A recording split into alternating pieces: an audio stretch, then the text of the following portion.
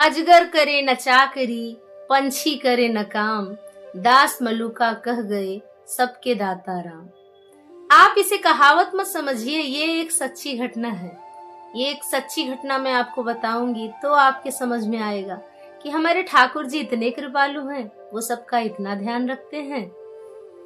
राधे राधे मित्रों, मैं हूँ रीना शुक्ला और मेरे चैनल मेरो वृंदावन में आप सभी का स्वागत है। तो ये जो कहानी है आज से कम 40 से 50 साल पहले की कहानी है, एक सच्ची घटना है।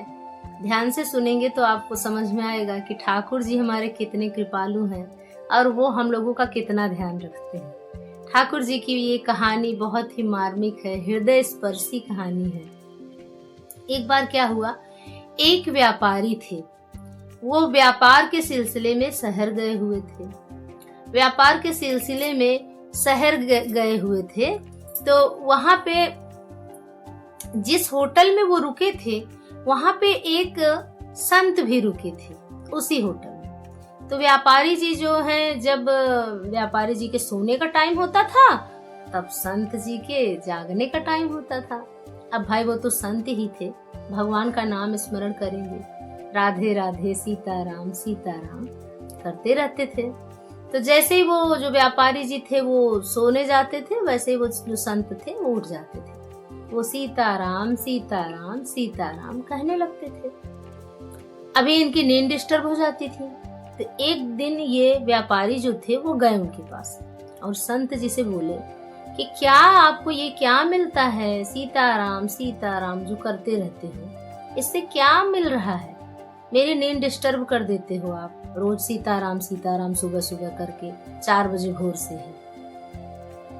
तो जो संत जी थे वो बोले, अरे बेटा कैसी बात कर रहे हो, भगवान ही तो सबको हवा दे रहे हैं, सबके लिए खाने पीने की व्यवस्था कर रहे हैं, सबको वस्त्र दे रहे हैं और भगवान का नाम लेने के लिए तुम ऐसा बोल रहे हो?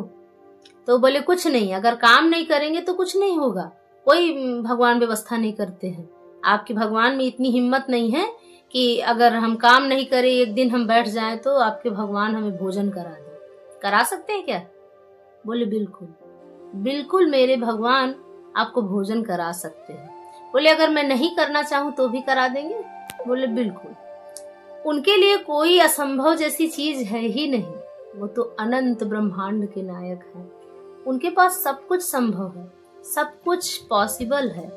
उनके लिए कोई कार्य कठिन कभी हो ही नहीं सकता है। इस बात को सुन के जो सेठ जी थे वो बोले ठीक है, मैं देखता हूँ कि आपके भगवान में अगर इतनी शक्ति है तो कल शाम तक मैं भूखा रहूंगा, मैं कुछ खाऊंगा नहीं। देखता हूँ कि आपके भगवान मुझे खाना खिला सकते हैं क्या, और अगर खिला दिए तब तो आजीवन मैं आपका दास बन जाऊंगा, और अगर नहीं खिलाए, ऐसा नहीं हुआ तो आप आजीवन मेरे दास बन जाओगे। ऐसा उन सेठ जी ने कहा। तो संत जी ने कहा बिल्कुल ठीक है, मुझे मंजूर है। इधर सेठ जी चले गए तो संत जो थे वो भगवान से प्रार्थना करने लगे, हे ठाकुर जी आप तो कृपा निधान हैं, हे करुणा के सागर मेरी विनती सुनिए। मैं ये चुनौती आपके बल पे स्वीकार किया हूँ, मेरी कोई औकात नहीं है कि मैं कोई चुनौती स्वीकार करूं, तो आप मेरी लाज रखना। इस इंसान का दास मैं ना बनूं, मैं तो आपका दास बन के जीना चाहता हूँ। ऐसा उन्होंने ठाकुर जी से प्रार्थना की। ठाकुर जी ने इस प्रार्थना को स्वीकार कर लिया। इधर सेठ जी ने सोचा कि अगर मैं यहाँ होटल में रहूंगा तो मैं दिन भर में कुछ न कुछ खा ही लूंगा, मुझे खाना तो है नहीं, मुझे देखना है कि भगवान आते हैं कैसे खिलाते हैं, भगवान कैसे खिला सकते हैं अगर मैं खाऊंगा ही नहीं तो ये देखने के लिए मैं अपने घर भी नहीं जाऊंगा, घर जाऊंगा तो वहां बीबी बच्चे हैं खिला ही देंगे। मैं रिश्तेदारों में भी नहीं जाऊंगा, नहीं वहां भी मुझे कुछ न कुछ कोई न कोई खिला ही देगा।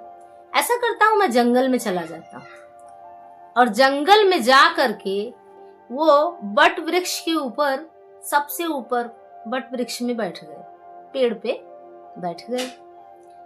अभी जब वो पेड़ पे बैठ गए तो सोचने लगे अब यहाँ कौन आएगा मुझे डिस्टर्ब करने, मुझे खाना खिलाने, इस जंगल में कौन आ सकता है, इस जंगल में कोई नहीं आ सकता, भगवान भी नहीं आ सकते। ऐसा सोच के वो वहां बैठे। थोड़ी ही देर में वहां पेड़ के सामने से कुछ बंजारे लोग जा रहे थे और वट वृक्ष जो था इतना बड़ा था, विशाल था और एकदम छायादार था कि बंजारे वहीं पे बैठ के खाना वाना लिए थे तो बोले खा लेते हैं। उन्होंने खाना परोसा। खाने के लिए वैसे ही उन्हें घोड़े की चाप सुनाई दी। घोड़ा जब दौड़ता है ऐसी आवाज, उसकी आहट उसके पैरों की सुनाई दी। वैसे वो तुरंत समझ गए कि लगता है कोई डाकू आ रहा है। उस समय में तो डाकू लोग घोड़े से ही ऐसे ही आया करते थे। उन्होंने उन भोजन को छोड़ के और तुरंत भाग गए। अब थोड़ी देर में सही में डाकू आ गए। जब डाकू आए तो बोले आहा, इतना सुंदर भोजन, इतना स्वादिष्ट भोजन, लेकिन ये भोजन परोसा किसने है? अवश्य ही किसी को पता था कि हम आ रहे हैं और उसी ने ऐसा जाल बिछाया है। इस भोजन में जरूर जहर मिलाया गया है, हमें मारने की साजिश रची जा रही है। और बोले कि ढूंढो, वो यहीं कहीं होगा, वो कहीं नहीं गया होगा, यहीं कहीं होगा, उसको ढूंढो, उसको मार कर ये खाना पहले हम खिलाएंगे। अच्छा, उसको ढूंढने के लिए जैसे ही वो जो चोरों के सरदार थे उन्होंने कहा, वैसे वो जो ऊपर बैठे थे सेठ जी, वो पसीना पसीना हो गए डर के मारे और वो इतना ज्यादा डर गए कि हड़बड़ाहट में ऐसा हिल गए। तो पत्तियां जो थी वो हिली, खड़खड़ाहट की आवाज सुनाई दी। नीचे से देख लिए वो लोग कि ऊपर एक व्यक्ति बैठा है। अच्छा, उनको नीचे उतारा गया। बोले ये भोजन तुम यहाँ पे रखे हो और तुम ही खाओगे इसको। उन सेठ जी ने कहा नहीं नहीं, मैंने ये भोजन नहीं रखा, इस भोजन से मेरा दूर दूर तक कोई वास्ता नहीं है, मैं ये भोजन नहीं कर सकता। बोले नहीं, तुम्हें ही ये भोजन करना है, मैं कुछ नहीं जानता, तुम ही ये भोजन करो। तो बोले नहीं नहीं, मैं तो वचन दे के आया हूँ एक संत जी को कि मैं आज भोजन करूंगा ही नहीं। बोले कि तो ऐसा कुछ नहीं है, तुम ही ये भोजन करो। और वो उनके ऊपर एक कोड़ा भी बरसाए। कोड़ा होता है ना मारने वाला, कोड़े एक कोड़ा मारे और वो तुरंत बेचारे खाने लगे। जब खाने लगे तो तब उन्हें ये एहसास हुआ कि भगवान मार के भी खिलाएंगे अगर नहीं खाओगे। तो भगवान इतने कृपालु हैं, इतने दयालु हैं, बस आपके और हमारे समझ में नहीं आता है। बस एक बार थोड़ा सा भरोसा करके देखिए, भगवान भरोसा नहीं तोड़ते हैं। तभी उन्होंने ही कहा कि अजगर करे न चाकरी, पंछी करे न काम, दास मलूका कह गए सबके दाता राम। वही मलूक दास जी बने, संत मलूक दास जी, जो बहुत बड़े भगवान के अनन्य भक्त हुए, अनन्य प्रेम करते थे भगवान से। श्री कृष्ण भगवान को बहुत चाहते थे वो, श्री राम जी से अनन्य प्रेम था उन्हें, भगवान नाम से उन्हें बहुत प्रेम था। तो ये उनकी जीवन की एक सच्ची घटना है और इसी कलयुग की घटना है। तो ठाकुर जी जो चाहे वो कर सकते हैं। आप ऐसा बिल्कुल कभी ये मत सोचिएगा कि ये ऐसा नहीं हो रहा है, वो ऐसा नहीं हो रहा है। मिलती हूँ नेक्स्ट वीडियो में, तब तक के लिए राधे राधे।